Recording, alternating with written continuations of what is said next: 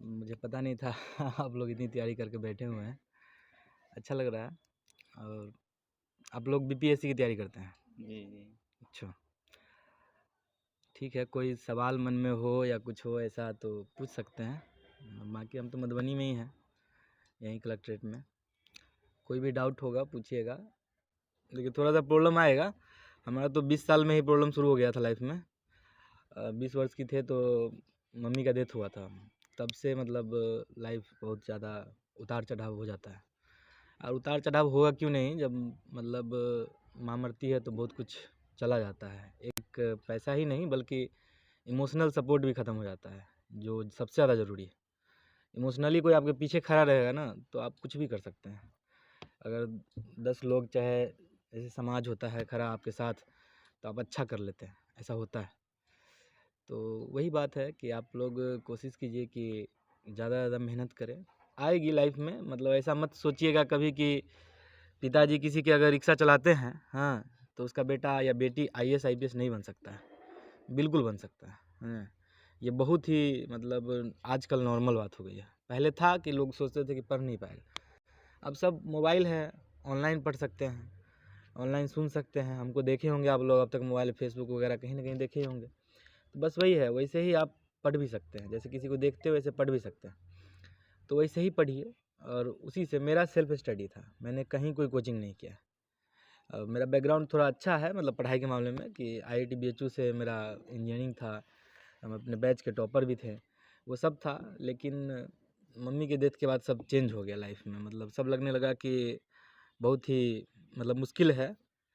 लेकिन मुश्किल है, ये बात सच्चाई है कि मुश्किल सच में था भी।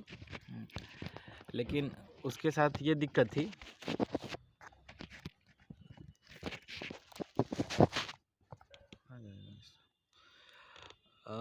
उसके साथ ये दिक्कत थी कि लाइफ में मतलब है ना, और भी बहुत कुछ था। मतलब सिर्फ पढ़ना बाकी नहीं था।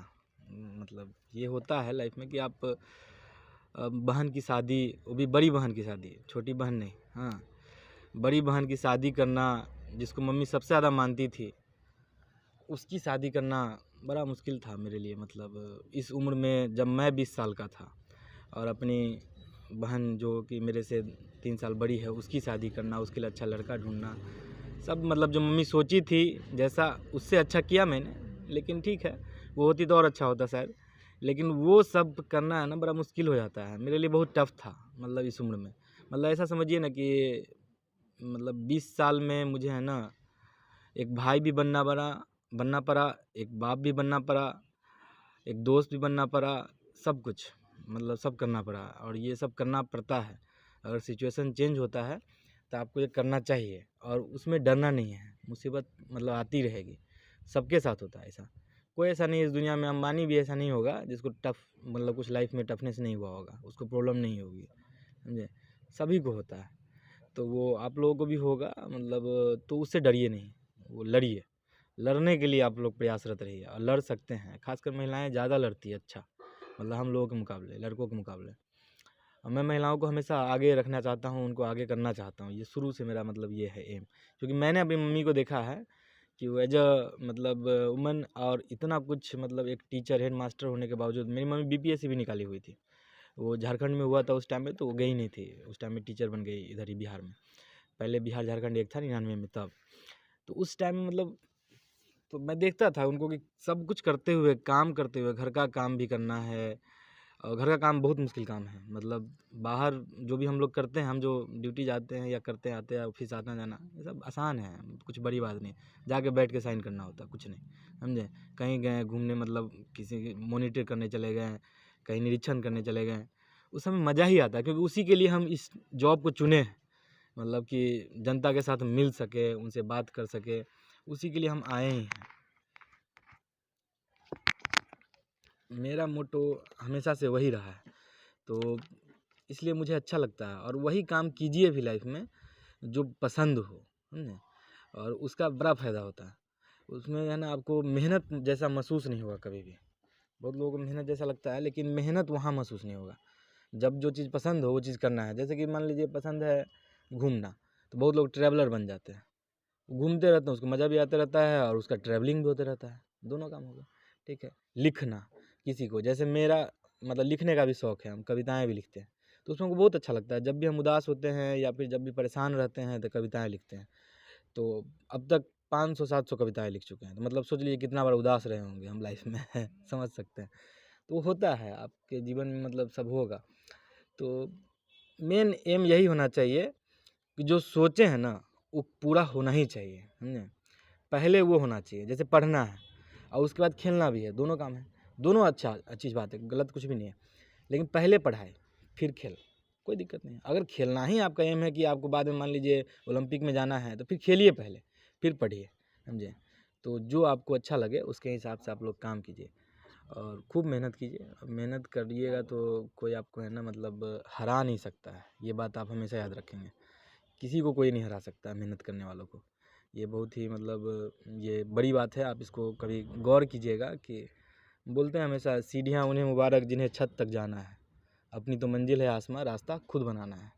तो जब मंजिल आसमां हो, समझे, इतनी मतलब ऊंचाई पे जाना हो, तो आपको है ना खुद से ही सब कुछ करना होगा, खुद से ही लड़ना होगा, समझे। और लोग देगा ताना, लोग बोलेगा IAS IPS का तैयारी कर रहा है, मतलब बन जाएगा क्या। लोगों को लगता है कि आसान चीज़ नहीं है, सही बात है कि आसान चीज़ नहीं है, लेकिन लोग ताना दे के कोशिश करते हैं कि आप ना बने।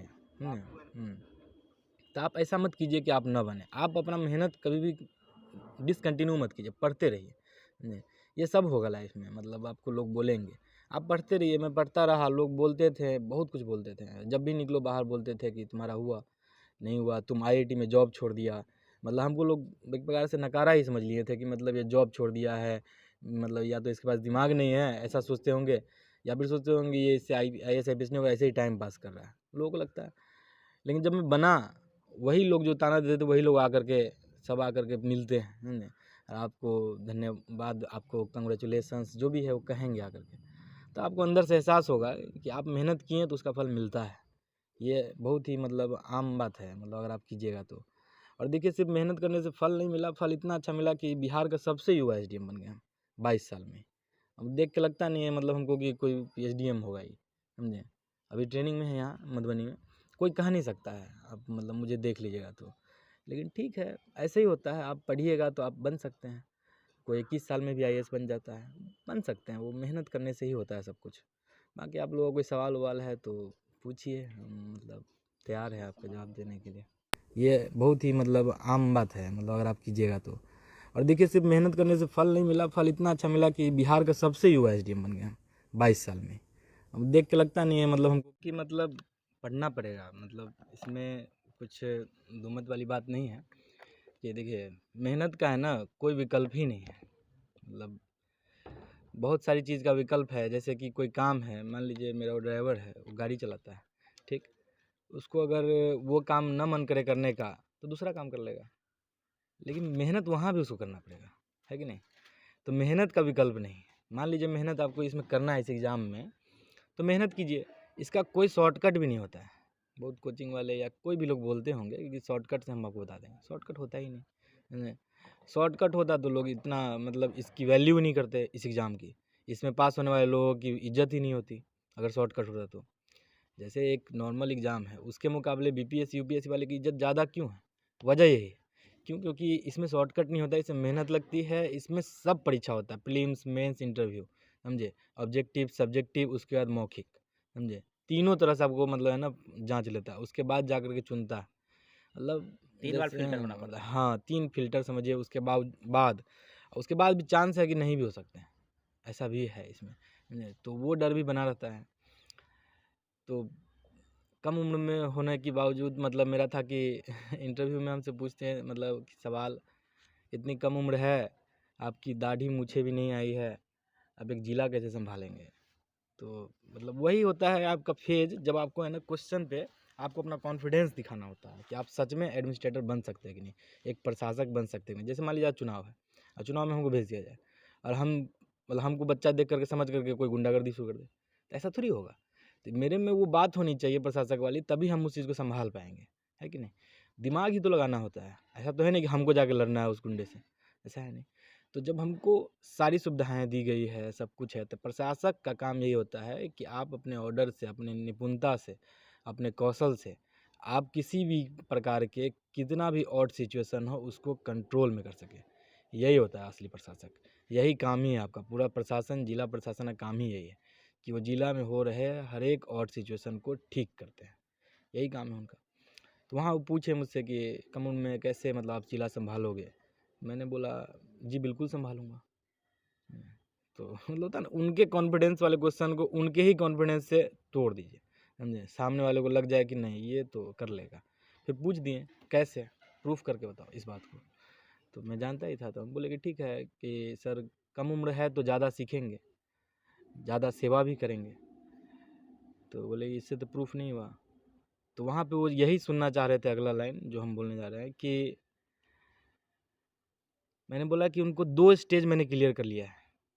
इस इतने टफ एग्ज़ाम का मैंने 2 स्टेज क्लियर किया है इसी कम उम्र में। और जब क्लियर किया था इससे भी 1 साल पहले था वो चीज़। तो यानी अभी 22 है तो 21 था उस समय। तो 21 वर्ष में मैंने 2 स्टेज जब क्लियर कर लिया तो 22 का हो गया, 1 साल और हो गया है मेरा। तब तीसरा स्टेज भी क्लियर कर लूँगा, इंटरव्यू। जब ये क्लियर कर लूँगा तो फिर आप ट्रेनिंग दोगे, ट्रेनिंग में बहुत अच्छा सीखूँगा, उसके बाद मैं अच्छा कर लूँगा। तो वो खुश हो गए, बोले जाइए जिला संभालिए। नहीं, ऐसे ही लाइन कह करके उन्होंने मुझे भेजा था। तो ये चीज़ आपके साथ होगा अगर आप उस लेवल के हैं ना, मतलब आपके अंदर वो क्षमता होनी चाहिए, बोलने की क्षमता होनी चाहिए, लिखने की क्षमता होनी चाहिए। ये सब माइंड का गेम है बस, और कुछ नहीं है। मेहनत, हाँ, ऐसा नहीं है कि कोई जन्म से बहुत तेज़ होता है, ऐसा कुछ भी नहीं होता। ये सब मतलब लोगों को बेवकूफ़ बनाने वाली बातें हैं। होता है एक आध लोग, मतलब उसको 100 में 1, उससे क्या ही कंपटीशन करना, उसको छोड़ दीजिए, समझे। लेकिन बाकी सभी लोग सामान्य हैं। जब सामान्य है तो मेहनत जो ज़्यादा किया है शुरुआत में, जिसकी नींव अच्छी होगी वो मकान बहुत अच्छा होगा, है कि नहीं। तो नींव अच्छी होनी चाहिए, शुरुआत आपकी अच्छी होनी चाहिए। शुरुआत अच्छा कीजिए, आप अपने आप अच्छा कर लेंगे। तो इसके लिए आप लोग कोशिश कीजिए कि नींव बढ़िया बनाएं, मतलब बेसिक्स क्लियर कीजिए। जैसे एनसीईआरटी पढ़ना चाहिए, मैं हमेशा कहता हूँ एनसीईआरटी पे ज़्यादा फोकस कीजिए, क्योंकि वो नींव है, समझे। और वही लोग छोड़ के बाकी सब किताब पढ़ेंगे, समझे।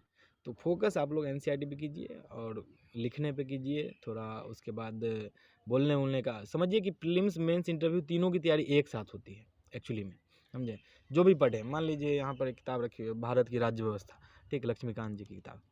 अब ये है, इसमें आपने कुछ भी पढ़ा, द कॉन्स्टिट्यूशन पढ़ लिया, मैंने कॉन्स्टिट्यूशन का पार्ट पढ़ लिया, ठीक। ये कॉन्स्टिट्यूशन रिजिड भी है और फ्लेक्सिबल भी है, मतलब कॉन्स्टिट्यूशन कठोर भी है, उसको बदला नहीं जा सकता है, इतना कठोर है। और फ्लेक्सिबल इतना ज़्यादा है तो उसको कभी भी बदला जा सकता है, एक सिंपल मेजोरिटी से भी उसको बदला जा सकता है, समझे। ये भी है, मान लीजिए ये दोनों बातें। तो फिर आप इसको पढ़ें तो इसको बोलने आना चाहिए, इस बात को एक्सप्रेस करने भी आना चाहिए, इस बात को लिखने भी आना चाहिए, समझे। लिखते वक्त कॉपी में, मेंस के कॉपी में ही ऐसा होता है कि आपको उसी से पता चल जाता है कि एडमिनिस्ट्रेटर बन सकता है कि नहीं बन सकता है। मेरा जो मेंस का मार्क्स था वो आपको मतलब मेरा जो कट ऑफ होता है हम लोग का, उससे 136 नंबर ज़्यादा था। यानी कि हमको इंटरव्यू की ज़रूरत ही नहीं थी। अगर इंटरव्यू 0 भी देता ना तो हम एसडीएम बन जाते, समझे। मतलब हमको ज़रूरत ही नहीं थी, 136 नंबर मेंस में ही मेरा ज़्यादा था, समझे। और मतलब जनरल कट ऑफ से ज़्यादा हमें, तो ज़रूरत ही नहीं थी। तो वही होता है कि आप मेंस में अपना दम दिखाएं, समझे। मेंस में दम आप तभी दिखा पाएंगे जब आप अच्छा लिख पाएंगे, अच्छा बोल पाएंगे, हमें अच्छे तरीके से समझ पाएंगे, नींव आपकी अच्छी होगी। ये सब करना होगा, तो ये सब कीजिए और फिर आप बेटर कर पाएंगे। बस यही है, बाकी सवाल उवाल है तो पूछिए कुछ। जो एग्जाम्स आने वाला है और इतना कम समय में, मतलब मान के चलते हैं कि मेरा 50% मतलब प्रिपरेशन अच्छा है, ठीक। और 50% के लिए मतलब क्या करना चाहिए? बेसिक अच्छा है कि नहीं, सबसे पहले ये इम्पोर्टेंट है। जैसे बेसिक अच्छा है अगर आपका, तो फिर आप अच्छी किताबों को पढ़िए। जैसे मतलब उसी बुक, पहले तो रिवीजन कीजिए, रिवीजन सबसे ज़्यादा ज़रूरी चीज़ है इसमें। 10 किताब पढ़ने, एक बार पढ़ने से अच्छा है कि एक किताब 10 बार पढ़ा जाए, ये बहुत ज़्यादा ज़रूरी है। ये चीज़ आप लोग ध्यान रखिएगा। मैंने बहुत कम किताबें पढ़ी हैं, लेकिन उसके बावजूद मेरा अच्छा रैंक आ गया, अच्छे मार्क्स आ गए, मतलब अच्छा पोस्ट मिल गया, सब कुछ अच्छा हो गया। मतलब सबसे पहला, मेरा पहला अटैम्प्ट, ऐसा नहीं कि दूसरा अटैम्प्ट है, पहली कोशिश है, पहली कोशिश में एसडीएम, वो भी सबसे कम उम्र का एसडीएम। तो ये सब मतलब आसान है, मतलब आप कर सकते हैं, बस पढ़ते रहना होगा आपको। और पढ़ने के लिए यही है कि आप मतलब अच्छी किताबों को पढ़ें और रिवीजन ज़्यादा कीजिए। मैम 50% हुआ तो पहले तो 100% कीजिए उसको, उसके बाद ही रिवीजन कीजिए, लेकिन कीजिए रिवीजन। ऐसे रिवीजन का एक प्लान बनाइए आप लोग, 5+2, मैं ऐसे करता था। 7 दिन होते हैं ना, तो 5 दिन पढ़िए नई चीज़ों को, और 2 दिन जो लास्ट का है संडे सैटरडे, उस दिन सिर्फ रिवीजन कीजिए 5 दिन में पढ़ा है आपने। ऐसे करके आप लोग ट्राई कीजिए 5+2 सिस्टम को।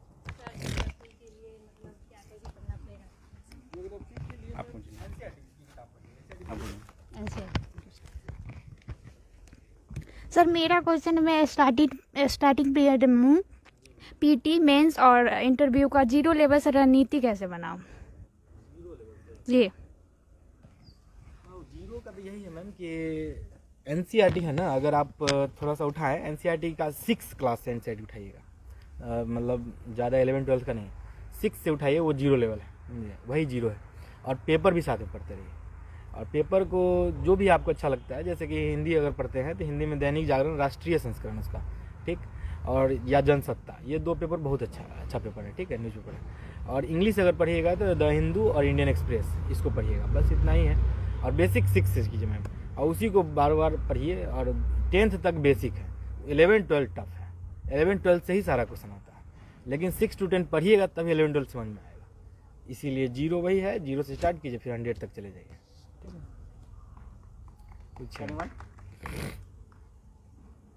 सब लोग पूछिए, जिसके मन में डाउट है जल्दी पूछिए।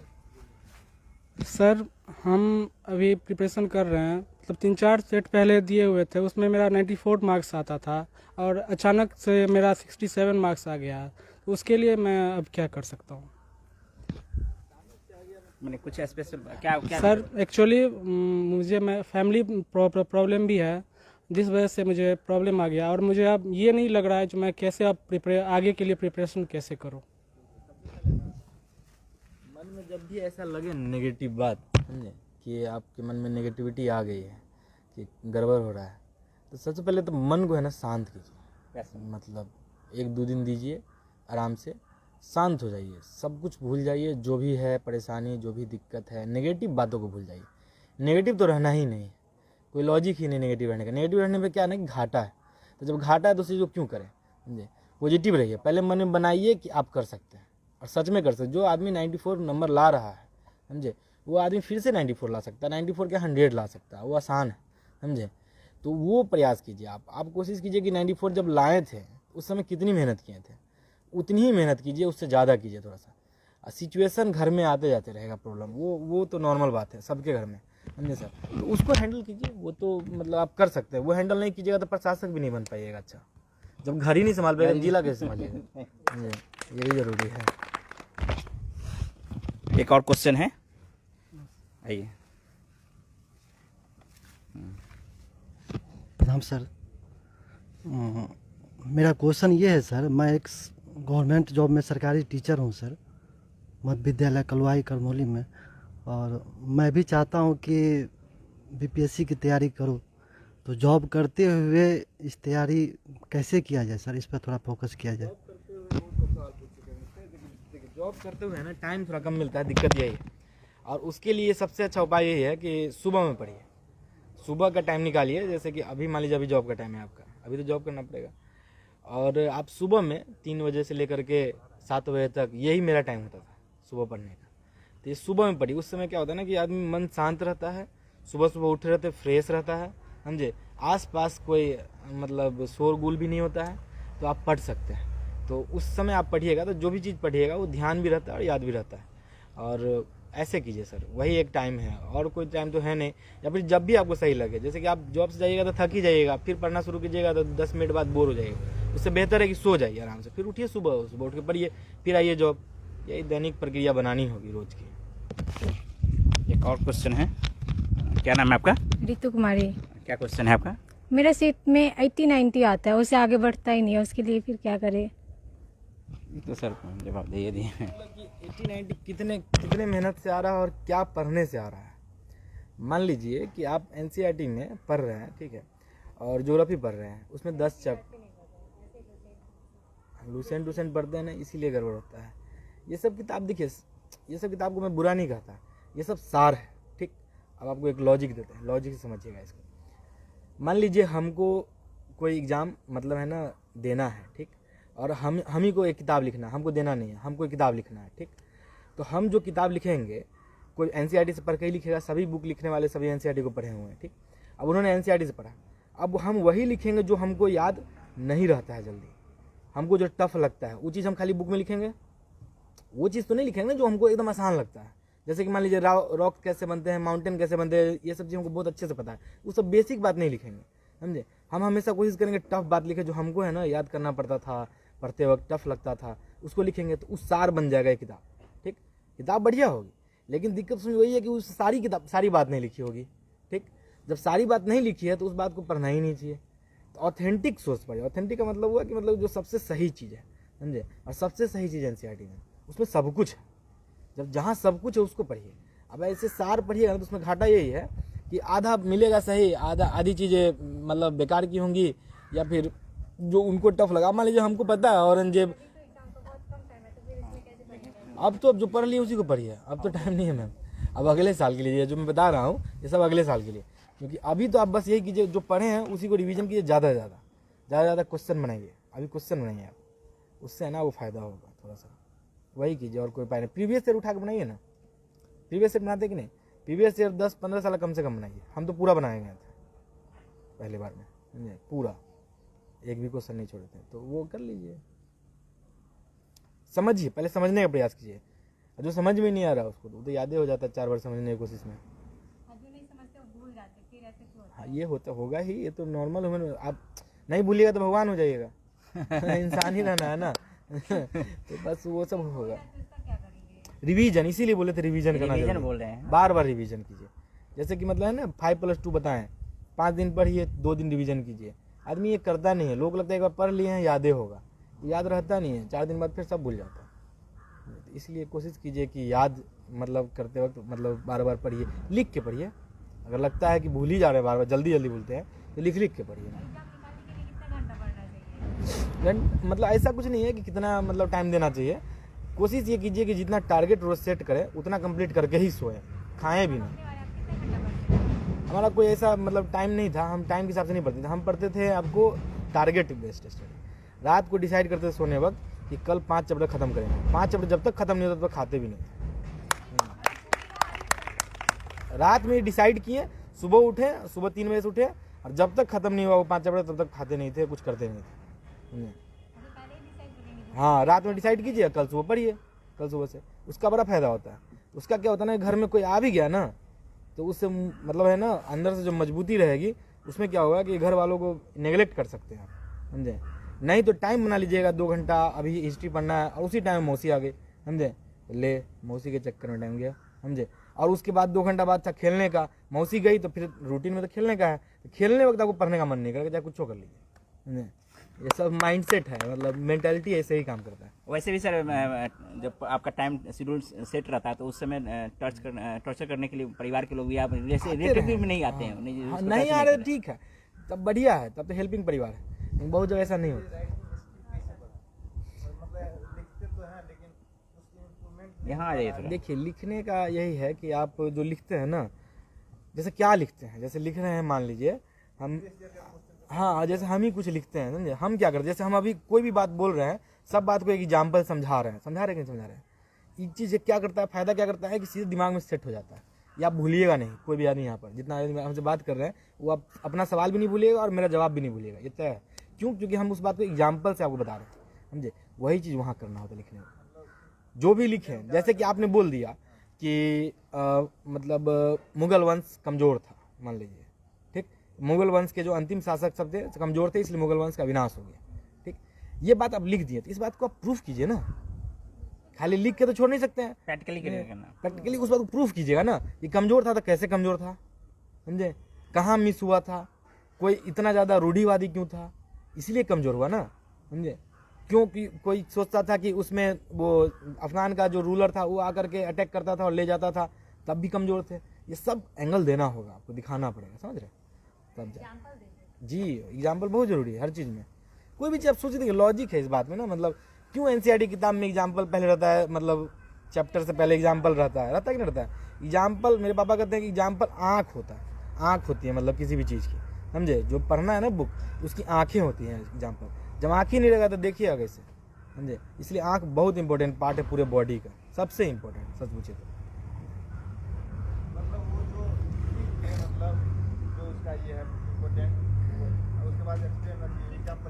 जो भी बात लिखे हैं उसके बगल में एग्जाम्पल लिखते हुए चलते ही है, उस चीज़ को समझाते चलिए। कहने का मतलब समझाते चलिए, ऐसा कि एक आप है ना, आप ये कभी मत सर एक बात सोचिए, कभी ये मत सोचिएगा कि आप जो पेपर लिख रहे हैं ना तो वो एक अच्छा आदमी चेक कर रहा होगा। हमेशा सोचिए कि वो एक बेवकूफ़ आदमी चेक कर रहा होगा, तभी आप अच्छा लिख पाइएगा।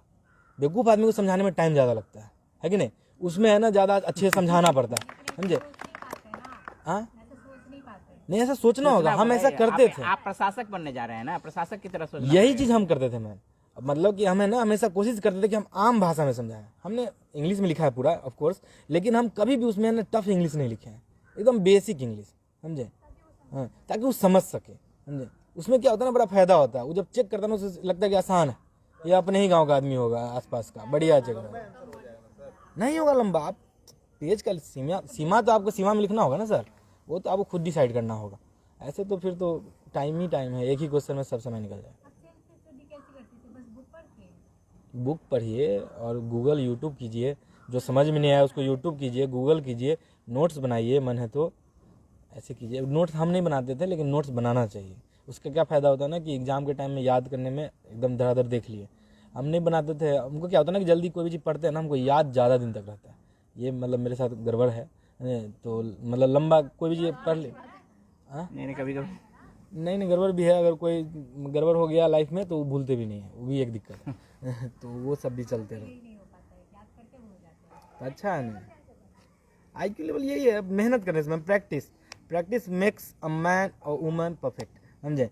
कोई भी आदमी को है ना या औरत को प्रैक्टिस करने से, मतलब क्या था एक वो जरमती होत सुजान सिल पर पत निशान वाला था ना, कुआं वाला एक वो, तो करत करत अभ्यास थे जरमती होत सुजान रसरी आवत जात थे सिल पर परत निशान, वही है ना। तो ये हम बहुत पहले पढ़े थे, अभी याद आ गया अचानक, इसलिए बोल रहे हैं। सरकारी स्कूल में जब 5वां में थे तभी पढ़े थे।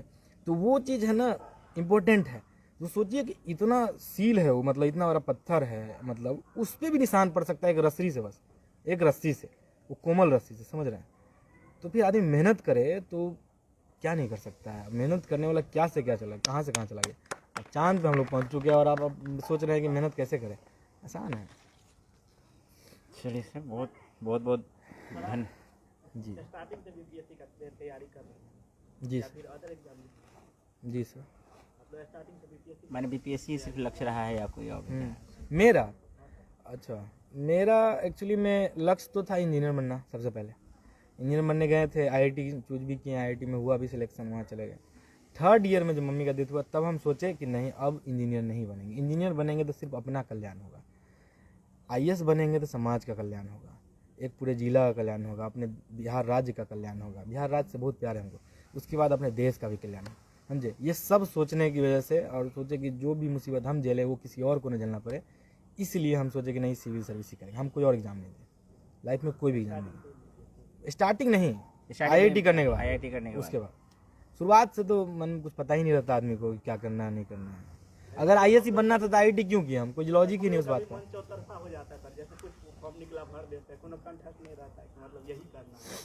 लाइफ में गोल सेट होना चाहिए, वो आपका गोल सेट होना चाहिए। गोल सेट होना चाहिए। जैसे अभी हमको कलेक्ट्रेट जाना है, ये गोल सेट होना चाहिए, बस वहीं जाना है, समझे। अब इधर उधर ये प्लान में था, इसलिए यहाँ है, क्योंकि बहुत दिन से 2-4 दिन से पहले से फ़ोन कर रहे हैं, तो इसलिए सोचे कि आते हैं। तो ऐसा होता है लाइफ में, सब करना चाहिए। हम लोग रेलवे का तैयारी करते हैं सर, तो उससे क्या कीजिए ना रेलवे का ही तैयारी। फिर लेकिन दोनों का सिलेबस अलग है सर। बिल्कुल अलग है, वही तो कह रहे हैं। एक प्यून का एग्ज़ाम का सिलेबस अलग है और एक रेलवे का अलग है, एक SSC का अलग है, सबका अलग। एग्ज़ाम जब अलग है तो सिलेबस सेम कैसे होगा? दोनों एक साथ नहीं ना हो सकता। तो इसीलिए तो कह रहे कोई एक पे फोकस कीजिए। दोनों सर तो गड़बड़ बात नहीं हो गया। आप दोनों हाथ में लड्डू चाहते हैं तो मतलब, और उसके बाद पता लगा इधर भी नहीं उधर भी नहीं, कुछ नहीं मिलता है फिर अंत में। तो उस कोशिश से मत रहिए ज़्यादा। हमेशा अपने आप को है ना कंट्रोल कीजिए खुद को, और कंट्रोल करके रखिएगा तो आप कर सकते हैं। टाइम भले लगेगा, इसमें कोई डाउट नहीं है, टाइम लगेगा, क्योंकि अब ये गोल, ये बहुत बड़ा गोल है BPSC UPSC, समझे। क्योंकि इसमें अगर कुछ भी बने ना तो ऑफिसर बनिएगा, सबसे नीचे के पोस्ट पर, समझे। तो वो बहुत मतलब बड़ी बात है, आपका लाइफ चेंज हो जाएगा उसके बाद, समझे। लेकिन ठीक है, आप कोशिश कीजिए, जो करना है कीजिए, उसी पे बस फोकस कीजिए। रेलवे पहले कर लीजिए, फिर बाद में ही कर लीजिएगा। पहले स्थिर हो जाइए। जैसे हमको IAS बनना था, UPSC करना था, तो हम BPSC पहले किए, क्योंकि इससे क्या होता है स्टेबल हो जाए। हमको इसमें मतलब इसी बात से था कि बस लिस्ट में नाम रहे, वो बात पता नहीं था कि लिस्ट के सबसे फर्स्ट पेज पे नाम होगा, ये पता नहीं था हमको। लेकिन एम यही था कि बस लिस्ट में कहीं भी नाम हो। हम सबसे नीचे शुरू किए थे अपना चेक करना, मिल नहीं रहा था, हम परेशान हो रहे थे कि हम फेल हो गए समझे। लेकिन सब चिल्लाते हुए आया है कि यार एसडीएम सब चिल्लाते हुए, तो वो होता है लाइफ में। बीपीएससी में 3 गो स्टेप है सर, प्रीलिम्स मेंस इंटरव्यू, लेकिन रेलवे समय में नहीं है सर, फिर के बाद तो वही कीजिए ना सर आराम से। मेडिकल तो होगा। हाँ तो वही कीजिए आराम से। अपूर्व सर का कुछ क्वेश्चन है? क्या यही तो गेम है सर, यही तो है, तभी तो इज्जत है आपकी। तो क्या इज्जत करते हैं आप हमारी? अगर नॉर्मल एग्जाम होता क्या है, मतलब कोई बड़ी बात है क्या? सर एक मेरा क्वेश्चन है जी सर। कि क्योंकि ये लोग फाइनेंशियल बहुत वीक हैं, कोई किन्हीं का चाय का दुकान है तो सडनली इनके पापा को कारावास हो गया, इसीलिए इनका कम नंबर आ रहा है। और सब फाइनेंशियल वीक हैं, तो लगभग 1.5 साल से हम स्टार्ट किए थे इन लोगों को पढ़ाना। सबका 10-12 नंबर 15 नंबर ये सब था, लेकिन धीरे धीरे अब सबका 97 98 यहाँ तक हम कर दिए हैं। अभी तक सबका सेट में आ रहा है बराबर। लेकिन सब सर ये लोग कभी कभी लो फील करने लगते हैं, कैसे होगा, बाहर जाके ही पढ़ना है। लो फील कीजिए ना, हमको बुलाने बहुत सर भर देते हैं। कि नहीं हमको बाहर जाना है, यहाँ से नहीं होगा, ये कैसे होगा, मतलब बहुत डर जाते हैं एनर्जी हमेशा बुलाया आप से। लोगों का, लगा अंदर से एकदम ताकत आ गई, अब तो कर ही देंगे, कोई बड़ी बात नहीं। बहुत मेहनत था सर। बगले में रहता है, हाँ। आ जाएगा। ये लॉकडाउन जैसे पेंडेमिक कंडीशन में पूरा मतलब बंद हो गया था, हर जगह छुप छुप के पढ़ाना पड़ रहा था सर सबको। लेकिन उस समय भी ग्रुप बना के ऑनलाइन करके सबका बेस मतलब ठीक कर दिए हैं। अब सब लोग एग्ज़ाम देने वाले हैं, तो बस बिहार क्यों जाना, बिहार से बाहर पढ़ना है, ठीक है तो कहीं जाइए। हमको नहीं पता, हमको देखिए कोई कोचिंग किए नहीं इसलिए आइडिया नहीं है, लेकिन कहीं आप जा सकते हैं। वहाँ भी जाके आप जाइए ना कोचिंग में, तो लोग बोलेगा एनसीईआरटी पढ़ो, तो जब वहाँ जाके भी एनसीईआरटी पढ़ना है तो उतना पैसा क्या खर्चा करें वहाँ पर जाकर। दिल्ली गए मान लीजिए तो 25,000 रुपया रोज़ हर महीने लगता है, 25,000 खर्चा कीजिएगा, और उसके बाद पता चला वहाँ भी एनसीईआरटी पढ़ रहे हैं बैठ के रूमे में, लाइब्रेरी में। वहाँ 1-2 लोगों का बड़ा स्पेशल मतलब ड्रामा होता है कि रूम लेंगे, रूम सिंगल भी लेंगे, और रूम में नहीं पढ़ेंगे, लाइब्रेरी में जाके पढ़ेंगे, समझे। रूम में भी पैसा खर्चा किए, लाइब्रेरी में भी खर्चा किए, समझ रहे हैं बात। मतलब वो तो या तो अमीरी होगी बहुत, तब कर सकते हैं, हम लोगों के पास इतना नहीं है, समझ रहे हैं। हाँ तो माइंड सेट है तो फिर रूम 4 आदमी के साथ ले लीजिए, ताकि खाली सोना ही है रूम में खाली सोना होता है उनको, समझे। लेकिन ठीक है, पैसा जिसके पास नहीं, कुछ ऐसा नहीं होता। रूम ऐसी जगह मत लीजिए ना फिर। स्थिर करना मतलब आसान नहीं है, बस यही होता है कि इसमें देखिए लाइफ में अगर सब कुछ चलते रहेगा ना, जैसे मान लीजिए मेरे लाइफ में अभी अब तो भी थोड़ा नॉर्मल हो गया सब कुछ, ठीक। लेकिन अभी इससे रिजल्ट आने के 1 महीना पहले, 1 दिन पहले तक ये मेरे लाइफ में एकदम ये चलता था सब कुछ। कोई डर लगता था कि बाहर निकलेंगे तो वो कर्जा मांगेगा, समझे। डर लगता था कि बैंक वाला आ जाएगा, फिर मेरा घर नीलाम हो जाएगा, समझे। ये सब डर बना रहता था, लेकिन बन जाने के बाद सब खत्म हो गया, समझे। कोई मांगना बंद कर दिया, सब मतलब वो हो गया, समझ रहे, मतलब तो होगा, नॉर्मल हो जाता है लाइफ में तो। लेकिन इतना तय है कि आप खुद अस्थिर रहिएगा ना अंदर से। हम अस्थिर थे, समझे, हम पढ़ाई पे फोकस थे, लाइफ में हर चीज़ कर रहे हैं, तो अलग बात कि इधर भी मैनेज कर रहे थे, परिवार भी मैनेज कर रहे थे, लोगों को भी मैनेज कर रहे थे, सब कुछ कर रहे थे, लेकिन पढ़ाई पहले कर रहे थे। तो बोले ना कि 3 से 7 सुबह में पढ़ लेते थे। उसके बाद पेंडेमिक में हम लोग का ये कोरोना आया था, उसी टाइम में इंटरव्यू था, कोरोना के टाइम में। कोरोना हमको हुआ भी था फर्स्ट फेज में, उसके बावजूद हम पढ़ते थे। मतलब कोरोना हमको अच्छा लेवल का हुआ था, समझे। हमको इतना अच्छा लेवल का हुआ था कि हमको पारस जाना पड़ा था। अच्छा लेवल का भी होता है। मतलब हाँ, जिसमें है ना आपको एकदम उस समय पहला था, डर बहुत बना हुआ था, पता नहीं था उतना उसके बारे में। और डर की वजह से फियर, कोरोना में एक और चीज़ है, फियर का गेम है वो बहुत बड़ा। फियर आप पे अगर आ गया, डर आ गया, भाव मतलब आपके ऊपर चढ़ गया, तो फिर आप है ना डर जाइएगा ज़्यादा, हार्ट का प्रॉब्लम होने लगता है अंदर से, समझे। तो उससे डरिएगा नहीं थोड़ा, वो हमको हुआ था। उसका सेकंड फेज में हम डरना बंद कर दिया, क्योंकि पहले फेज में लग गया कि हो गया तो कोई बात नहीं, अब सह लेंगे। लेकिन ऐसा होगा कि मतलब उसके बावजूद पढ़ते थे, तो वही होता है, आपको वहीं पे एकाग्रचित करने का मौका मिलता है। कोरोना टाइम में शांति भी बड़ी थी, और साथ में ये था कि कोई आता भी नहीं था डर से। हमको हो गया था तो मेरे मोहल्ला में कोई नहीं आता था हमारे पास।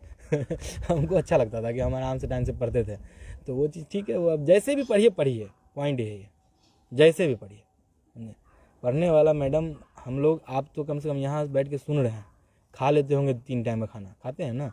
बहुत लोग ऐसे हैं जिसको 1 टाइम में खाना नहीं मिलता है सही से, फिर भी पढ़ के IAS बन गए। आप सोचिए उसका क्या, आप उससे मोटिवेशन लीजिए ना। हम उन लोगों के बारे में सोचते हैं तो हम परेशान हो जाते हैं, हम अंदर सच में परेशान हो जाते हैं। हम वैसे लोगों को खोज खोज के पढ़ा रहे हैं अभी। इन लोगों पे भूख और नींद ज़्यादा हावी है। समझे? तो वो कीजिए, क्योंकि हमने मतलब है ना सच में गरीबी देखी है, तो हमारे मन में बैठ चुका है कि हम गरीब, किसी भी गरीब को पढ़ाई से वंचित नहीं होने देंगे, चाहे जो हो। टॉप 10 बैच का एक वो प्रोग्राम हम शुरू कर चुके हैं, समझे। उसका मतलब रजिस्ट्रेशन चल रहा है अभी भी, और 5 दिसंबर को आप लोग जो कर रहे हैं कीजिए आराम से, उसके बाद में कीजिएगा, समझे। और उसके अगले बार से आप लोग कीजिएगा, अभी आप लोग दे नहीं पाएंगे उसका एग्ज़ाम अच्छे से। तो वो पहले जितना अच्छा पढ़ रहे हैं पढ़िए अच्छे से, जो डाउट हो हम आ जाएंगे, कभी कभी टाइम मिलेगा तो, बगल में तो रहते हैं, अब आ जाएंगे, समझे। लेकिन एनर्जी लो फील मत कीजिए, समझे। एनर्जी देखिए, फाइटर बनना पड़ेगा, समझे। आपको अगर टीना डाबी मैम को आप लोग जानते होंगे, IAS रैंक 1, हाँ 2015 की, वो बोलती हैं कि बिना मेहनत के है ना तख्त तो ताज नहीं मिलते, समझे। ये सही बात है, मेहनत नहीं कीजिएगा तो आपको तख्त ताज क्यों मिले, क्यों मिले। राजा का बेटा तो है नहीं हम लोग जो राजा ही बन जाएंगे, है कि नहीं। अब तो ये सिस्टम भी खत्म हो गया है कि राजा का बेटा राजा नहीं बनेगा, समझे। जो हकदार होगा वही राजा बनेगा। जब ये सिस्टम आ गया है तो हकदार बनिए, कीजिए ट्राई, मेहनत कीजिए।